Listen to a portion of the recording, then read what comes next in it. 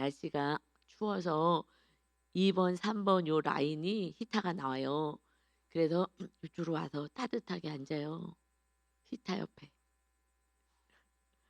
예, 저기 저쪽 라인으로 여기 이쪽으로 가까이 와서 히타 다 옆으로 와서 앉으면 따뜻해요. 저기 히타 저 좀 하여튼 예, 가까이 오케이. 권사님 우건사님 괜찮으세요? 그래 추면 이렇게 가까이 요 라인으로 오세요. 예, 자 시작합니다. 요한복음 8장 오늘 오늘 말씀은 요한복음 8장 12절에서 20절까지 말씀입니다. 요한복음 8장 12절에서 20절까지 말씀. 우리 8장의 1절부터 말씀은 가늠한 여인이 잡혀왔던 계속 그 사건에 대해서 말씀하셔요. 근데 그 가늠한 여인에 대한 말씀이라기보다는 정죄하지 말아라. 내가 이 죄를 짊어지러 오지 않았냐 하시는 주님의 그 안타까워하시는 우리를 사랑하시는 그러한 말씀이었다라고 은혜를 나눴어요. 12절에는 다시 무슨 말씀하시냐면 예수께서 또 말씀하여 이르시되 나는 세상의 빛이니 나를 따르는 자는 어둠에 다니지 아니하고 생명의 빛을 얻으리라. 아멘. 나는 세상의 빛으로 왔어. 여러분 아침에 나올 때 깜깜해서 불을 켜야 되잖아요. 그래서 그들 환한 그 환경 가운데서 나왔어요. 그렇지 않으면은 더듬더듬 거리고 또 두려움이 있어요. 깜깜하다는 건 두려움을 주거든요. 두렵기도 하고 불안하기도 하고 무슨 일이 생길까 하는 염려도 있고 그런데 주님이 세상의 빛을 밝히러 왔다. 그래서 나를 따르는 자, 주님을 따르는 자, 누가 따라야 제자들이 따르죠. 그러니까 무리에서 제자까지 가야 돼요. 주님의 말씀을 따르고 주님과 함께 동행하고 동행한다는 것은 순종하는 거거든요. 순종할 때 동행이 되죠. 오늘은 얘들아 우리가 오른쪽 어디로 가자. 그런데 오늘 가기 싫어요 하면은 동행 함께 할 수가 없는 거예요. 그렇지만 우리 예수님은 하나님의 뜻을 따르기 때문에 하나님의 오른쪽에 가라. 그럼 오른쪽으로 가서 뭐 일을 하나님이 하시라는 일을 할 거예요. 그런데 제자들이 우리는 오늘은 가고 싶지 않아요. 그러면 동행이 그날은 안 되는 거죠. 그러니까 주님의 말씀을 따르고 순종하는 것이 주님을 따르는 거고 동행하는 것입니다. 그때에 어둠에 다니지 않아. 왜냐하면 주님이 빛이니까 주님과 함께해서 이제 밝혀지는데 내가 떨어져 나온다면 내가 고집을 부리고 있다면 그럼 나는 또 어둠 속에 있는 거예요. 그래서 결국 주님을 따라야 되고 주님과 함께해야 되고 순종하는 삶을 살지 않는다면 어둠 속에 있어요. 어둠 속에 딱 들어왔을 때 특징은 두려움이 딱 오는 거예요. 두렵다, 걱정된다 이게 오는 거거든요. 내가 주님과 함께하는 삶 이것은 생명의 빛을 얻게 되는 삶이다. 오늘 아침에 딱 일어났는데 너무 상쾌한 거예요. 좀 이렇게 나한테 좀 춥잖아요. 추운데도 시원하게 느껴지는 거예요. 춥지가 않게 그리고 아주 너무 상쾌한 거예요. 와 너무 상쾌하고 너무 기쁘다. 그리고 이렇게 아침에 이제 차를 타고 왔어요. 뭐 특별히 뭐 환경은 달라진 게 하나도 없죠. 그런데 확실히 수요 예배 드리고 제가 이제 더 성령 어저께 이제 말씀이 이제 성령 충만이잖아요. 그래갖고 같이 기도하고 그리고 잠깐 잠자고 다시 나올 때는 그러니까 영이 깨어 있으니까 계속 깨어 있고 예배 가운데 있었고 하니까 훨씬 다른 날보다 더 이렇게 좀 기쁨과 평안함과 감사가 넘쳤던 것 같아요. 너무 상쾌한 거예요. 이 추운 날씨인데 너무 상쾌하다. 너무 시원하다. 이러면서 춥게 안 느껴지는 또 오늘의 그 은혜가 또 있었습니다. 할렐루야. 하나님과 함께 동행하는 주님을 따르는 그 삶의 은혜는 정말 생명의 빛. 그렇지 않으면 뭐 즐거운 일이 뭐가 있겠어요. 그 권사님들 지금 못 나오잖아요. 이게 얼음판이어가지고 그러지 조심해야 되지 춥지 이 새벽에 또 일어나야 되는 애가 아니라 주님 안에 은혜가 있으니까 또 오늘 예배하러 가는구나 이것이 막 너무 기쁜 거예요. 이것이 성령 충만이고 주님과 동행하는 삶이 아닌가라는 생각을 오늘 해봤습니다. 할렐루야 아멘. 염려하지 마십시오. 생명의 빛을 얻으리라. 우리 안에 이제 생명이 넘치는 거예요. 이것이 빛으로 주님은 말씀하시거든요. 요한복음 1장에 우리 기억나시죠? 요한복음 1장 9절에서 12절 말씀을 제가 쭉 읽어드리면 주님이 말씀하시죠. 참빛 그 세상에 와서 각 사람에게 비치는 빛이 있었다. 각 사람에게 비춰주는 거예요. 예, 어떻게 비춰? 우리 안에서 이제 삶을 비춰주시는 거죠. 그래서 그가 세상에 계셨으며 세상 그로 말미암아 지은 바 되었으되 세상이 그를 알지 못하였고 자기 땅에 오매 자기 백성이 영접하지 아니하였으나 영접하는 자 우리들은 곧 그 이름을 믿는 자들에게는 하나님의 자녀가 되는 권세를 주셨다. 할렐루야. 우리 정체성은 하나님의 자녀라고요. 그런데 부모님이요, 제법 회장님들이 자녀들을요, 이제 회장으로 만들기 위해서 훈련시킬 때는요, 아주 바닥 가장 밑에서부터 다 시켜요. 그렇지 않고 내 자녀를 너무 사랑한다고 그냥 뭐 공부만 하고 그러고 나서 너무 사랑하니까 어떻게 말단으로 그렇게 일을 시키겠어. 허드렛 일을 시키겠어. 내 아들인데 너무 사랑하는데 그리고 하나 훈련도 하지 않고 바로 나중에 회장 자리를 물려주면요. 그 회사 망해요. 그래서 정말 그 회사를 사랑하고 그리고 그 직원들이 이 회사가 망하면 직원들도요. 일자리 다 잃는 거 아니겠어요? 그러니까 자기 아들을요. 정말 철저하게 바닥에서부터 가르쳐요. 정말 그 직원들을 사랑한다면 그래서 자기 아들은요. 완전히 바닥으로부터 시작할 수밖에 없거든요. 그게 사랑인 거예요.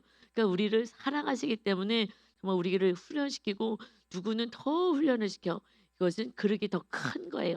그래서 훈련시켜서 정말 세상의 빛으로 살기를 원해 하나님께서 우리가 세상의 빛 되기를 원하십니다. 아멘. 그래서 주님이 빛으로 와서 어디 계셔요? 우리가 영접했으니까 우리 안에 빛이 들어온 거예요. 그러니 이제 우리 안에서 빛이 비춰져야 하는 거예요. 그것을 마태복음 5장 14절에서 16절까지는 너희는 세상의 빛이다. 주님이 말씀하셨어요. 영접했으니까 그 참빛이 어디 우리 안에 들어와서 비치기 때문이야. 그래서 산 위에 있는 동네가 숨겨지지 못해 빛이 비춰지니까 숨긴 게 없어져. 그래서 사람이 등불을 켜서 말 아래 땅에 밑에 두지 아니하는 것처럼 등경 위에 두나니 이러므로 집안 모든 사람에게 비치느니라. 우리들이 이제 살아가는 그 삶은요. 빛이 비춰지는 삶이요. 누구의 빛? 예수님의 빛.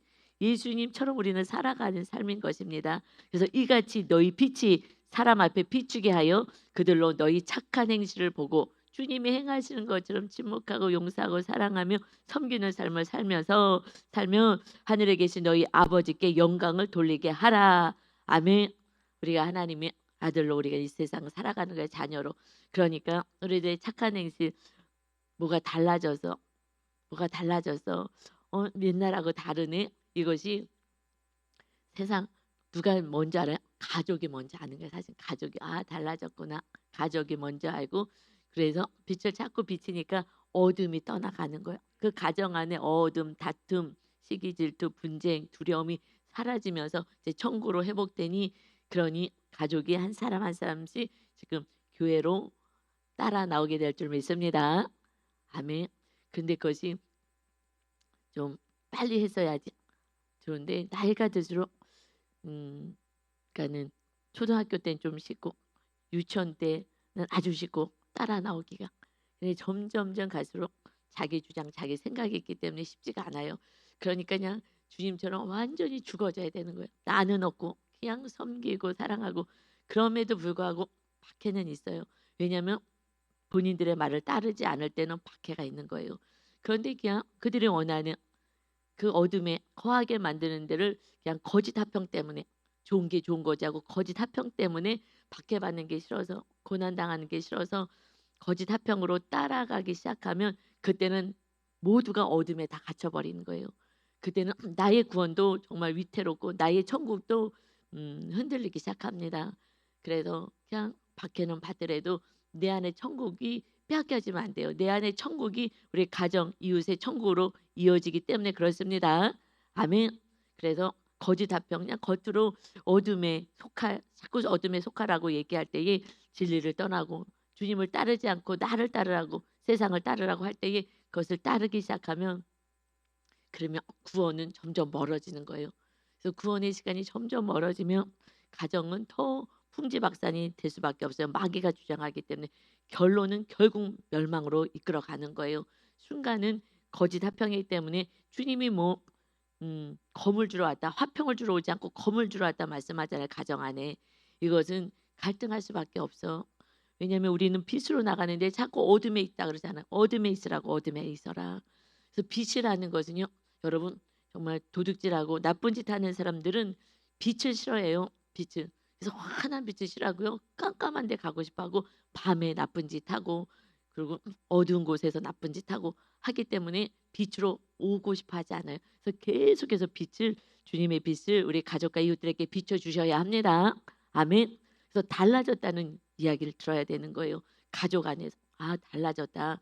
이것이 느껴질 때 내가 주님을 많이 영접하고 주님과 동행하고 있구나. 이것을 알 수 있어요. 그래서 우리가 직장이든 정말 우리가 늘 같이 있는 그 공동체 안에서 뭐가 다르구나. 우리하고는 구별됐구나 하는 그러한 정말 진정한 바리새인 구별된 자 그런 모습으로 우리가 살아가야 합니다. 아멘. 그래서 13절에 보니까 이제 바리새인들이 나와요. 이르되 너가 너를 위하여 증언하니 내 증언이 참되지 아니하도다. 하나님이 진짜 원하는 바리새인의 모습은 구별된 자예요. 구별돼서 분리되어서 살아가는 거예요. 세상 사람들하고 가족에 믿지 않은 자하고는 분리돼서 사는 거예요. 그래서 사실은 고독한 거예요. 말이 안 통하니까. 우리는 하나님의 빛 가운데 있는데 어둠에 있으니까 어둠으로 자꾸 끌고 가려고 우리는 빛으로 데려오려고 그러고 그러니까 서로 영적 전쟁이 시작이 되는 것입니다. 그냥 거기서 우리는 이겨야 그래야지 이웃의 구원이 있죠. 근데 이 바리새인들은 지금 온전히 주님을 영접하지 않은 교만으로 가서 지식으로 가서 이 말씀으로 지식으로 간 사람들이 많이 있었어요. 그래서 계속 진리 안에 온전히 들어오지 주님이 진리이신데 진리 안에 들어오지 못하고 계속해서 내가 알고 있는 지식 내가 옳다라고 생각하는 그것을 가지고 계속 지금 이야기를 합니다. 지금 너가 너를 위하여 증언하니 내 증언이 참되지 않아 하고 얘기해요. 그랬을 때 14절에 예수께서 대답하여 이르시되 내가 나를 위하여 증언하여도 내 증언이 참되다. 나는 이거 참된 거야. 왜냐하면 나는 내가 어디서 오면 어디로 가는지 알거니와 나는 내가 어디서 오고 어디로 가는지 아는 완전히 모든 것을 아는 그러한 하나님이다. 그러나 너희는 내가 어디에서 오면 어디로 가는지 알지 못하는 육의 사람이니 그러니 너희들은 누구를 증언할 수 없어도 나는 나를 스스로 증언할 수가 있지라고 말씀하셔요. 여러분 우리가 마귀에게 속지 않는 것은 어떻게 속지 않느냐? 나는 어디에서 와서 어디로 가는지를 아는 거예요. 여러분 우리는 어디서 왔어요? 예수님을 통하여서 우리는 다시 새로워진 거예요. 하나님의 자녀가 됐어요. 죄인에서 마귀의 자녀에서 하나님의 자녀가 되었어요. 그리고 우리가 어디로 최종적으로 가요? 하나님의 나라로 최종적으로 들림받아 가는 것입니다. 그래서 나의 본향이 천국인 것을 정확히 알게 될 때 이 땅의 삶은요 그때부터 자유예요. 우리 집이 영원한 천국이 본향이야. 여기는 나그네같이 잠시 있는 거야 하는 이때에 잠시 있는 이 삶은요 여기서 뭐 잠시 있을 건데 여기다 뭘 하겠어. 지금 라오스에서 다른 지금 더 막 그래서 그 우리 지금 제자들 말고 가지고분에 통역해 주셨던 분이 너무 사역을 되게 열심히 하시거든요. 그러니 지금 너무나 많은데 목사님 한번 통역을 이렇게 하면서 너무나 이제 은혜를 받은 거죠. 그래서 또 지금 1년에 2번만 좀 더 해달라고 막 계속 연락이 오는 거예요. 목사님이 무용 목사님이 이제 마음이 막 흔들리기 시작하는 거야. 막 흔들린 게 아니라 이제 부풀어 오르시는 거죠. 선교 담당이셔갖고 그러면 그래서 목사님 우리 합칩시다. 합쳐서 우리 같이 했으면 좋겠어요. 그래서 지금 막 부푼 꿈을 안고 지금 우리 목사님이 지금 저는 현실주의니까 조금 계산을 하거든요. 지금 우리 있는 데서 어떻게 좀 조율을 할 수 있게끔 합시다. 이 목사님이 그 영혼을 구원하는 일인데 하나님이 안 주겠어. 다 주는 거야. 걱정할 거 하나도 없어. 다 주실 거야. 한몫하려면 큰 돈이 들어가요. 그러니까 왜냐면 우리 뭐 비행기값 그거는 그것도 그렇지만은 그 라오스에서 태국으로 다 데리고 나오려면 모든 경비를 다 대야 돼. 한 사람 한 사람 차비부터 해가지고 왜냐면 너무 가난한 그 산골에 살기 때문에 자기네들이 먹고 살기도 힘들어서 차비를 들여서 올 수가 없어요. 너무 멀고 국경 넘는 비자비부터 해서 거기서 체류하는 모든 물값, 전기세 모든 먹는 걸 다 줘야 되는 거예요. 그래서 우리 성도님이 부자가 되셔야 해요. 축복의 통로가. 부자가 그냥 끌어안고 지금 있는 우리 성도님들은 정말 좀 좀 내놔야 돼. 정말 하나님 나라를 위해서 선교하는 데 내놔야지 지금 와 달라고 하는데 목사님 정말 그 영혼들 구원하면 다 사역자들이에요. 사역자들을 우리가 지금 훈련시키러 가는 거거든요 다. 그러니 성도 훈련시키는 것 같아요. 다 사역자고 지금 사역하는 그분들을 지금 그러니 좀 와 달라고 1 년에 2 번만 와서 정말 양육 교재를 줬어요. 우리 통역을 하셨던 분이 요번에 정말 제대로 만났어요.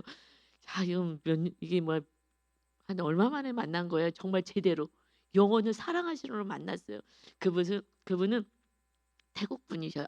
그래 갖고 통역도 너무 잘하는데 거기에 우리 아짠들 가운데서 이렇게 좀 하여튼 거기서 그 이장처럼 제일 높으신 분이 이게 주관하신 분이 있어요. 우리 제자라기보다도 관리하시는 분이 계시는데 그분이 우리가 식사하고 있는데 와서 인사하면서 "이것입니다." 이러시더라고요. 아주 최고라고. 여태까지 통역하신 중에서 최고라고 막 이렇게 하신 분이 그분이 그 태국에서 우리 선교사님들이 선교하고 똑똑하니까 한국에 선결대학교를 4 년제를 나오셨어요. 그러니까 한국말도 너무 잘하고 신학도 제대로 공부하셨고 그것도 음 성결교회이기 때문에 거룩을 향해서 이런 교단 우리하고 비슷하고 너무 좋은 거예요. 그 다른 교단 분이 또 통역하면요 조금 걸리더라고요. 확실히 교단에서 조금씩 다른 것 같아요. 우리는 오직 성령 충만인데 성령 충만보다는 다 이렇게 조금 해석해 줘서 '야 이게 참 어렵다.' 했는데 정말 너무나 아주 너무나 잘 통역하시는데 그래서 정말 그렇게 해서 하나님 나라를 위해서 지금 우리가 애를 쓰는데 그러니 이렇게 어디서 우리가 와서 우리가 어떻게 다시 예수님 때문에 구원받고 완전히 세상을 창조하신 그 하나님 아버지와 그 은혜로 주님을 보내셔서 구원받고 이제 우리는 하나님 아버지가 계시는 우리 구원자 예수님이 계시는 그곳으로 우리가 가게 되는 본향이다람을 알면은요 이 세상의 것은요 우리가 그 막 움켜잡지 않아도 돼요. 움켜잡고 싶은 마음도 없어요. 우리가 라오스 가면은요 호창 가지고 간다니까요. 그냥 하룻밤 자는데 그냥 호창으로 좀 왜냐면 몇 푼이라도 담으면 10,000원이라도 아껴 가지고 그 성도님들 알잔들 주고 싶은 거예요. 먹지도 못하고 10,000원이면요 그래도 거기들 잘 먹어. 그래도 식구들 뭐라도 뭐 국수라도 사서 먹고 뭐 먹어요. 그러니까 막 아끼는 거예요. 그러니까 갔다 와 보니까 아낄 수가 있는 거예요. 우리가 좀 아끼고 먹는 거 정말 아끼잖아요. 아끼고 사는 거예요. 왜냐면 그래도 쪼끔이라도 모아 가지고 선교하는데 그래서 목사님은 돈만 있으면 계속 모으는 거예요. 막 돈만 어떻게 생겼다 그러면 선교 가려고, 선교 가려고. 선교가 담당이셔 가지고 저는 막 돈만 있으면 우리 성도님 그런데 확실히 좀 엄마 같고 아빠 같고 그런 것 같아요. 엄마들은 내 자녀가 더 중요한 거잖아요. 제가 약간 그런 거가 있어요 약간. 그래서 내가 '아이 그러면 안 되지. 모두가 다 하나님의 자녀인데.' 목사님한테 선교지 가면요. 옷까지 다 벗어 주고 막 오는 거예요. 그러니까 이 통역하신 분이 자기 지금 그 돌봤던 그분들도 다 더 불러 가지고 이렇게 성도를 위하여 정말 그 라오스 그 가난한 사람들 그렇게 어려운 사람들을 위해서 왜냐면 처음 본 거예요. 담임 목사님이시니까 유 목사님이랑 우리가 그러니까 그냥 우리 거기는 사역자들이 "이게 필요해요." 그러면 다 주고 이 저거 필요하면 다 주고 그냥 놀란 거예요. 여태까지 와서 이렇게 그들이 뭐가 필요하다고 지금 전기가 없고 뭐가 없고 뭐 병원비가 없고 뭐가 없고 그런데 그때 그냥 돈을 다 주는 분이 없었던 거예요. 근데 목사님이 다 주잖아요. 그냥 우리 안 쓰더라도 다 주잖아요. 그러니 내가 뭐 우리가 쓸 수가 없어요. 쓸 것이 없잖아요. 그러니 다 주고 오니까 그러니까 막 너무 기뻐 갖고 지금 아짠들이 많이 있다고. 그래서 그들도 좀 말씀으로도 해 달라고 그리고 또 필요한 것도 공급해 달라는 거 아니겠어요? 다른 분들은 딱 강의만 하고 딱 가는데 우리는 아침부터 그냥 밤중까지 하는데 이분이 아침부터 밤중까지 딱 서 갖고 한국에서 훈련 받으셨기 때문에 다른 아짠들은요 앉아서 해요, 앉아서. 근데 한국에서 가신 분도 앉아서 하시더라고. 저는 서서 하는데 아침부터 그냥 하루 종일 서서 하는데 앉아서 해요. 왜냐 거기에 인제 물 들으신 거예요. 그냥 앉아서 이렇게 하는 게. 그런데 이분은요. 딱 서서 하니까 끝까지 서서 하셔요. 그 몸이 좀 아팠다 코로나 때 죽었다 살아나셨다는데 그래서 죽었다 살아나서 달라졌다잖아요. 그전에는 이렇게 하지 않았대요. 우리 소개해 주셨던 분이 전에는 이분이 야 좀 대충 하셨는데 코로나 때 완전히 죽는다고 했다가 살아났기 때문에 그다음부터 완전히 달라졌다고. 그러니까 우리가 한번 죽었다 살아나야 '이건 내 목숨이 아닙니다.' 하고 정말 최선을 다하는 것 같아요. 그렇지 않고서는요. 그냥 다 뭐 목숨도 내 거, 시간도 내 거, 물질도 내 거, 자녀도 내 거, 이것도 내 거, 저것도 내 거, 남의 것도 내 거, 그냥 다 내 것으로 하고 싶은 탐심이 있는데 그 이분이 생명을 내려놓고 이렇게 통역을 하니까 그러니까 정말 다른 거예요. 저희 우리도 생명을 다해서 정말 가서 하는데 중간에서 그렇게 못했는데 그러니까 결국은 하나님이 정말 진짜 사역자로 만들려고 한번 쓰러뜨렸다가 다시 세우셔서 정말 훌륭하신 분을 만나게 된 줄 믿습니다. 그래서 고난이 유익인 거예요. 그래서 여러분이 그만한 그릇이 안 되니까 죽었다 살아날 거나 막 거의 죽었다고 했는데 못 산다고 했는데 살아나신 거예요. 하나님의 은혜로. 그러니 그릇이 틀린 거죠. 그분이 목사님이니까 그렇게 하시고 거기 많은 영혼들을 지금 정말 열심히 다해서 생명을 다해서 이렇게 선교하시고 그 거기서도 또 라오스에 선교하시고 사역하시고 하는 걸 봅니다. 그러니 우리가 이제 무엇을 향해서 살겠어요? 구원밖에 더 있겠어요. 마지막 때인데 어저께도 막 유 목사님이 가서 신방을 하는데요. 막 안타까워 갖고 막 정말 어찌할 줄을 몰라요. 지금 마지막 때인데 이건 마지막 때인데 이게 안타까운 거죠. 마지막 때에 구원을 향해서 가야 되는 거예요. 여러분 그 구원 아니면 뭐 하겠어요? 이거는 정말 안 믿는 사람하고 똑같이 사는 거예요. 정말 여러분 가족은요 어떻게 해서든지 반드시 정말 날마다 무릎 꿇고 사정할 때 울든지 어떻게 하든지 해서 구원시켜야 합니다. 그 마음이 지금 콩밭에 딴 데 가 있으니까 구원으로 안 가는 거예요. 주님이 하나님이 이 세상에 내려오셨다고요. 이 세상에 내려와서요. 내 죄값을 십자가에서 치르셨다고요. 어마어마한 고통을 당하셔서 우리가 빛의 주님이 우리가 모신 줄 믿습니다. 천국에 간다는 거 우리가 믿는다면 그렇지 그거를 모른다면요. 말씀 다시 보세요. 말씀이 생명이거든요. 정말 그냥 통 듣지 말고 그냥 한 절 한 절 해서 한번 하나님을 말씀을 통해서 만나야 되는 거예요. 제가 마음이 아주 충만하다가도 어떤 상황이 있으면은 조금 기쁨이 살짝 잠잘 때가 있어요. 그러면 얼른 성경을 읽잖아요. 그러면 금방 살아나요 기쁨이. 너무 신기한 것 같아요. 무슨 약 먹듯이 그러니까 신약 구약 먹는 거죠. 금방 저는 좀 이게 영적으로 센서티브하기 때문에 내 안에 그 충만함을 저는 늘 경험하면서 주님과 교통하고 사는데 조금 어떤 흉흉한 소식이든 기타 등등 들려오면 살짝 아주 그 성령 충만의 기쁨이 좀 사라질 때가 있어요. 조금 살짝.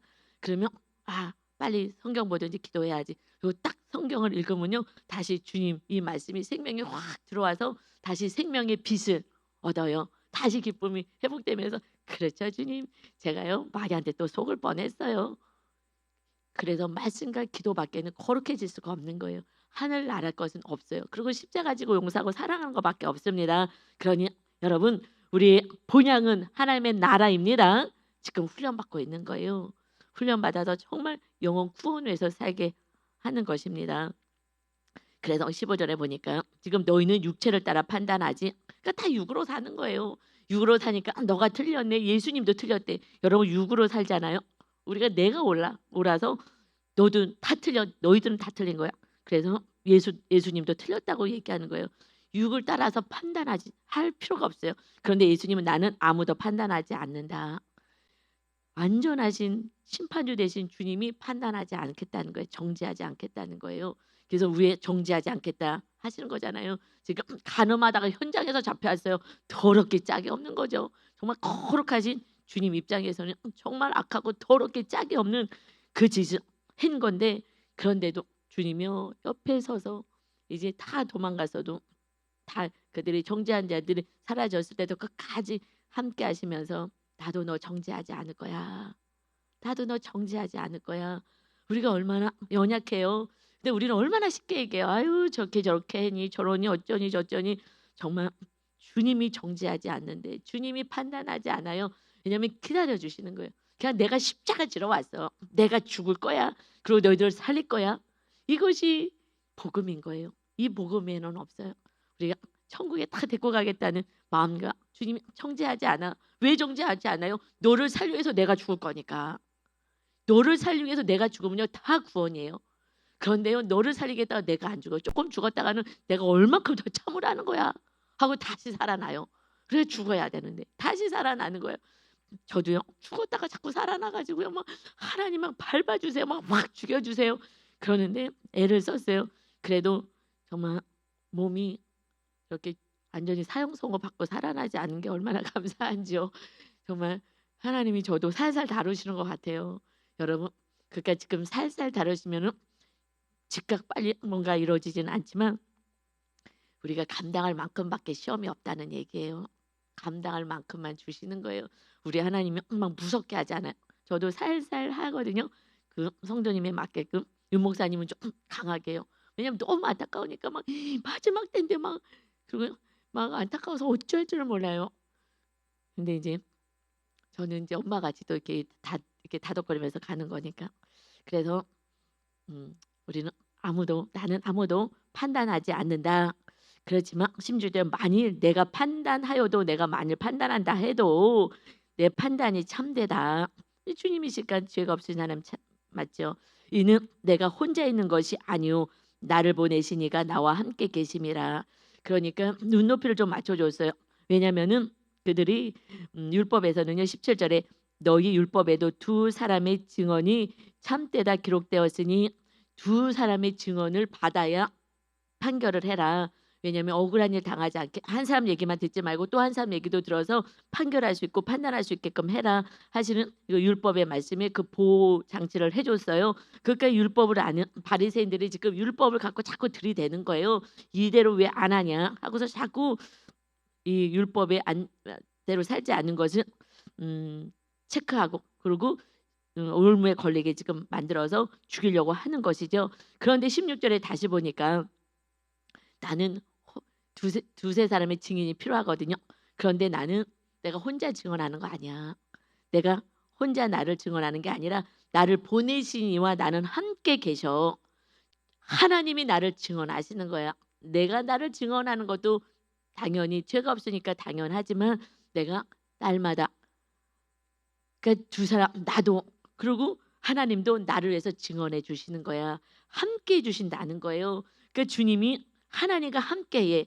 하나님 왜 함께 하시는 거예요? 하나님의 뜻을 이루러 오셨는데 그 뜻을 그대로 이루시니까 날마다 함께 가시는 거예요. 오직 순종만 하시는 거잖아요. 나의 양식은 하나님이 보내신 뜻을 이루는 것이다. 이것이 우리들의 양식이 될 때 그때 어떠한 일이 벌어지느냐? 그때부터 형통의 은혜가 있습니다. 그래서 18절에 다시 보면 내가 나를 위하여 증언하는 자가 되고 나를 보내신 아버지도 나를 위하여 증언하시느니라. 내가 옳다고 증명할 필요가 없어요. 마침내 하나님이 모든 것을 이루어 가지고 하나님이 증명해 보이십니다. 아멘. 하나님이 증명해 보이시요. 내 자녀야 어떻게 해요? 마치 요셉처럼요. 창세기 39장 2절에서 5절까지 보면 여호와께서 하나님께서 요셉과 함께 하심으로 지금 노예로 팔려갔어요. 형들이요 악을 행해가지고 시기 질투 때문에 팔아버렸어요. 돈 받고 팔려갔는데 그런데 그 노예로 정말 억울하기 짝이 없는 인생을 사는 그 상황 속에서 여호와께서 요셉과 함께 하심으로 그래서 그가 형통한 자가 되어 그의 주인 애굽 사람의 집에 있으니 그의 주인이 여호와께서 그와 함께 하심을 봤어요. 이방 사람도 보는 거예요. 그래서 여호와께 왜냐하면 지금 너희가 세상의 빛이라 했잖아요. 그러니까 하나님과 함께하니 하나님 함께하는 걸 보았어요. 그래서 또 여호와께서 그의 범사에 형통하게 하심을 보았더라. 여호와께서 그의 범사에 형통하게 하시는 거 그의 신이 지켜주는 것을 그의 이방인이 봤다는 거예요. 그래서 요셉이 그의 주인에게 은혜를 입어 섬김에 그가 요셉을 가정 총무로 삼고 자기 소유를 다 그의 손에 위탁하니 정말 이방 노예로 있었는데 그런데 거기서 가정 총무 모든 것을 다 관할하는 관리로 세움을 받아요. 그래서 그가 요셉에게 자기의 집과 그의 모든 소유물을 주관하게 한 때부터 여호와께서 요셉을 위하여 그 애굽 사람의 집에 복을 내리심으로 여호와의 복이 그의 집과 밭에 있는 모든 소유에 미친지라. 여호와께서 요셉을 위하여 이방 사람들에게 그 집에 복을 줬다는 거예요. 그러니 우리는 축복의 통로인 거예요. 내가 복 받는 건 말할 것도 없지만 그래서 이방 그 집에 그는 이방인이에요. 하나님의 복 줄 리가 하나도 없어요. 그런데 내 사랑하는 아들 요셉이 있기 때문에 그러니 그것이 잘 돼야지 편안하게 거기서 있을 수 있잖아요. 그렇기 때문에 여호와의 복이 그 집과 밭에 있는 모든 소유에 미친지라. 그가 요셉은 하나님과 함께해서 형통했다. 하나님 우리와 그렇게 함께하기 위해서 임마누엘 예수님을 보내주셨어요. 그런데 우리가 순종을 하지 않아요. 요셉은 무엇을 순종해서 형통한 자가 되었어요? 첫 번째 형제를 용서한 거예요. 용서하는 게 제일 힘들어요. 그것도 어떤 형제예요? 돈 받고 팔았어요. 그리고 노예로 평생 노예로 살게 만든 거예요. 이거는요 사실 용서할 수 없는 거예요. 그리고 죽이자가도 했어요. 살인하자. 형들이요. 더 음모 다 짜가지고 그걸 다 들었잖아. 안 들었으면 좋겠는데 다 들어가지고 그냥 구덩이에 자기도 모르게 빠졌으면 몰라. 음모에 그냥 덜미에 걸려서. 근데 다 들었단 말이에요. 그런데 뭘 했다고? 용서한 거예요. 여러분 용서할 때 예수님도 말씀하셨어요. 너가 이웃을 용서하고 사랑하면 그러면 무엇이든지 원하는 대로 구해 내가 다 줄게. 이거 요셉이잖아요. 똑같은 거잖아요. 그런 형제들을요 용서했다니까요. 그리고 자기가 나중에 다 돈을 벌었어요. 총리가 됐으니까 하나님의 은혜로 총리가 되었을 때 그때 그 형들요 다시 용서했잖아요. 형들이 벌벌 떠니까 울어요. 난 다 용서했는데 아직도 그걸 무서워서 벌벌 떨었다니. 내가 더 먼저 가서 형님들 다 내가 용서했어요라고 얘기를 해줬어야 되는데 하면서 오히려 울어요. 내가 나빴다. 나는 형들이랑 편안하게 지금 다 살고 있는 줄 알았더니 나는 편안하니까 그들도 편안하게 살자 하는데 아버지가 죽으면 죽일 거라고 두려워했어요. 왜요? 자기 죄를 알아요. 정말 악을 행했기 때문에 이걸 어떻게 용서하겠어. 자기네들은 죽었다 깨나도 용서하지 못할 거라고 생각했기 때문에 요셉도 우리를 죽일 거야. 아버지가 돌아가시면. 그래서 막 거짓을 얘기해. 아버지가 유언했으니까 우리 죽이지 말라 그랬다. 이러면서 거짓 유언까지 하면서 살려달라고 막 엎드려서 빌어요. 근데 요셉이 울어. 아니 나는 이미 다 용서했는데 처음에 다 용서했는데 용서했기 때문에 하나님이 함께 하실 수 있었어요. 용서가 안 되면 미움이 있으면 하나님이 함께 할 수가 없는 거예요. 그래서 원인은요 다 나한테 있는 거예요. 내가 말씀대로 살고 주님을 따르면 되는데 따르지 않아요. 사랑하라고 끝까지 사랑하는데 안 해요. 요셉은 했어요. 나를 죽이겠다고. 저 녀석 죽이자. 아니면 팔아버리자. 노예로 팔았다고요. 돈 받고. 그냥 평생 노예로 살다 죽을 건데 하나님이 함께 하시니까 하나님께서 그를 복되게 하신 줄 믿습니다. 이것이 우리들의 살아가는 삶인 거예요. 그래서 여러분 복 받고 싶으면 먼저 부모님, 형제, 이웃 나에게 상처 준 자를 먼저 용서하는 거. 그래서 그릇을 준비해야 되는 거예요. 지금 현재 무슨 기도 제목은요. 언제요? 그릇 준비했을 때요. 그래서 기도하셔야 돼요. 내가 용서하지 못한 사람 다 용서해야 돼요. 그때부터 형통의 복이 있고요. 축복의 통로로 살아가는 거예요. 그런데 그걸 안 하고 그리고 구원해서 살아가지 않고 하나님과 함께하는 삶이 최고의 목표이고 그것이 첫 번째인데 주기도문에서도 하나님의 나라가 임하시옵소서. 이게 첫 번째 기도 제목인데 이건 상관없이 이 땅에서 잘 되게 해 주옵소서. 이 땅에서 잘 되면은요 우상 숭배 많이 하게 돼요. 여러분 이 땅에서 잘 되면요 물질 우상, 명예 우상, 뭐 저 자녀 우상, 뭐 다 우상으로 다시 등극해요. 싹 등극해요. 왜냐면 돈이 있으니까 애들한테 얼마나 많은 걸 해줘요. 그러니까 걔에 대한 기대가 너무 높으니까 막 우상이 내가 이렇게까지 해주는데 너는 그래 응? 감사도 모르냐. 물질로부터 시작해서 모든 우상은 하나하나씩 다 세워지는 거예요. 좋은 집이 우상이요. 좋은 차가 우상이요. 뭐 명품이 우상이요. 물질로부터 시작해서 모든 거 계속 물질을요. 요즘 신기하게 제가 보니 리더들은요. 물질을 안 주시고요. 주위 사람들을 통해서 하나님이 허락하시더라고요. 아 이것도 너무 은혜인 거예요. 지금 요셉이요. 노예로 있어요. 자기 소유는 하나도 없어요. 요셉이 지금 노예로 있어요. 노예는요. 자기 소유가 없어요. 열심히 일하는 거지. 그런데 그 노예 그 집이 망하지 않도록 그래서 복을 받아서 마음껏 편안하게 일할 수 있게 하는 거죠. 자기 소유가 없는 거예요. 그런데 총리가 돼서 많은 걸 누렸어요. 그런데 그것을 움켜잡지 않아요. 형제 사촌들 내가 다 키우게 했습니다. 그래서 자기 걸로 다 키우니 내가 갖고 있든지 없든지 하나님이 주신 걸로 다 지금 사용하고 있는 거예요. 우리가 하나님은 쥐업 잡지 못하게 해요. 왜냐하면 또 우상 솔로몬처럼 될까 봐. 여러분 그러니 쌓아놓지 않았다고 슬퍼할 필요가 없습니다. 우리는 축복의 통로인 줄 믿습니다. 아멘. 이렇게 됐을 때 하나님이 그때부터는 정말 마음껏 부어줄 수 있을 것 같아요. 그래서 19절에 보니까 이에 그들이 묻되 내 아버지가 어디 있느냐. 지금 아버지가 나를 위하여 증언한다 했더니 또 아버지 어디 있느냐. 예수께서 대답하실 때 너희는 나를 알지 못하고 내 아버지도 알지 못하는도다. 나를 알았더라면 내 아버지도 알았으리라. 예수님이 하나님의 아들이었다고 얘기를 해도 믿고 싶지 않은 거예요. 왜냐하면 보아하니 목수의 아들이거든. 그래서 성령님이 임하지 않고서는요 육으로 계속 해석해요. 세상 사람들을 비교하고요. 그래서 성령으로 충만해야지 이제 하늘 나라가 보냐이고 하나님이 창조주가 아버지가 되신 것을 온전히 믿어야 그때의 안식과 안정감이 있습니다. 아멘. 그때부터 기뻐질 수 있고요. 두려움이 없어지는 거예요. 하나님 아빠가 우리의 진짜 아빠인 줄 믿습니다. 아멘. 20절이요. 이 말씀은 성전에서 가르치실 때에 헌금함 앞에서 하셨으나 잡는 사람이 없으니 이는 그의 때가 아직 이르지 아니하였습니다. 그의 때가 뭐예요? 그의 때 하나님의 영광 받으신 그때가 뭐라고요? 십자가 지는 때예요. 주님이 가장 기뻐하는 게 우리가 십자가 지는 거라고, 우리가 낮아지는 거라고요. 그의 때가 주님이 하나님께 영광 올려드린 거지 본인이 영광 받는 게 아니죠. 본인이 실제로 이 세상에서는 죽는 거예요. 어마무지한 고난을 받는 거예요. 그런데 그때가 하나님은 너무 기쁜 때예요. 그때는요 주님은요 육체의 고난은 있지만 주님은 우리를 잉태하고 해산하는 때예요. 해산의 고통이 있는 때인 거예요. 그렇지만 자녀를 낳기 위해서는요 부모님이 배가 아파도요 그거는 기쁨인 거예요. 그리고 해산할 때 저도 태어나서 가장 극심한 고난은 그때 자연분만했기 때문에 그때 죽는 것 같더라고. 별이 막 보이더라고. 별이 보이는 거예요. 마지막 정말 아기가 나오는 마지막 순간에는요 아 내가 이러다 죽는구나 라는 저는 생각을 했어요. 그래서 나는 둘을 못 나겠다. 죽었다 그때 살아났기 때문에 나는 둘을 못 나겠다. 재앙절개 하시는 분들은 이렇게 편안하게는 안 되는데 그때는 정말 죽었다 나는 것 같아요. 그러니까 주님이요 그냥 죽어서 우리를 해산하신 거예요. 그러니까 이 고통은 육의 고통을 참아낼 수 있었어요. 왜냐하면 그 기쁨이 훨씬 더 크기 때문에 하나님의 자녀를 양육하는 게 더 크고 천국 백성 되게 하는 게 더 기쁨이 크기 때문에 그 사랑으로 참아내신 줄 믿습니다. 여러분 고난을 어떻게 참아요? 한 영혼이 구원받는 그 은혜를 안다면 그러면 고난을 참을 수가 있어요. 힘든 거 참을 수가 있어요.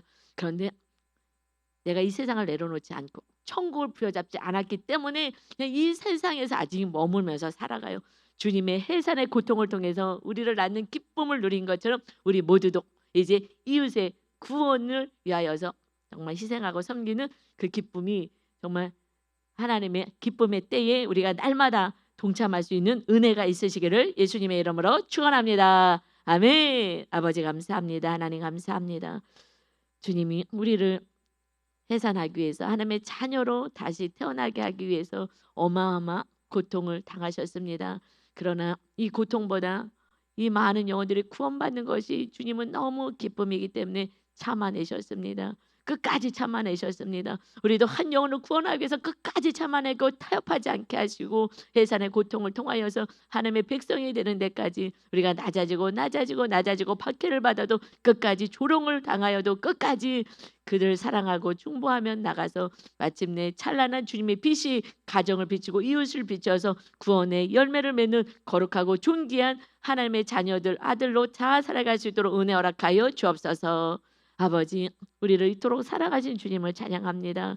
주님의 사랑 안에 오늘도 거하여서 당장 어려움은 요셉처럼 노예로 지금 훈련받고 내 손은 아무것도 없는 그러나 우리의 모든 것을 주님 것이기 때문에 주님이 우리의 빚도 또 우리의 가지고 있는 소유도 다 하나님이 알아서 아름답게 해결하실 것을 믿습니다. 하나님 아빠에게 모든 것을 맡겨오니 우리들의 모든 삶을 형통하게 이끌어 주옵소서. 감사드리며 예수 그리스도의 이름으로 기도 올리옵나이다. 아멘.